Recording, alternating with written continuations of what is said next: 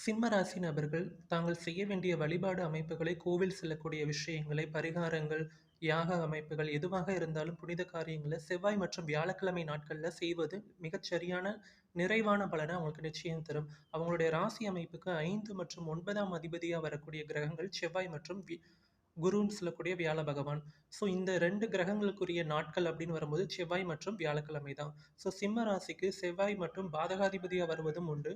அதே நேரத்தில் குரு அஷ்டமாதிபதியாகவும் வருவது உண்டு. ஸோ இந்த 2 விஷயங்கள தவிர்க்கணும் அப்படிங்கிற பட்சத்தில, செவ்வாய் மற்றும் வியாழக்கிழமைகள்ல காலை பொழுது அப்படின்னு சொல்லக்கூடிய முற்பகல், அதாவது 11 மணிக்கு முன்னாடியே இந்த மாதிரியான வழிபாடு, ஆலயம் செல்லக்கூடிய விஷயங்களை அவங்க செய்து கொள்வது நல்ல விதமான பலனை தரும்.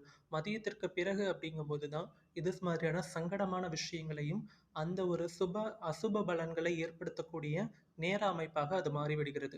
ஸோ மேக்ஸிமம் அவங்க சென்று வழிபடக்கூடிய கோவில் அமைப்புகள் எந்த விஷயங்களையுமே செவ்வாய் மற்றும் வியாழக்கிழமைகள்ல காலை நேரங்கள்ல செய்து கொள்வது நல்லது.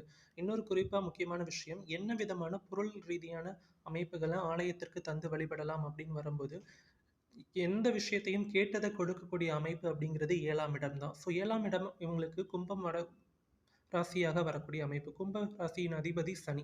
சனியுடைய காரகத்துவம்னு சொல்லக்கூடிய நல்லெண்ணெய் அமைப்புகள நீங்க சென்று வழிபடக்கூடிய தெய்வ அமைப்புகள், ஆலய அமைப்புகள்ல நல்லெண்ணெய் தானம் கொடுத்து வழிபடும்போது, இன்னும் நிறைவான பலன்களையும், காரிய சித்தி அமைப்புகளையும், உங்களுடைய வேண்டுதல்கள், கோரிக்கைகள் நிறைவேறுவதற்கான அதிசூட்சும காலத்தை விரைவாக ஏற்படுத்திக் கொள்ளக்கூடிய அமைப்பையும் அது நிச்சயம் தந்துரும்.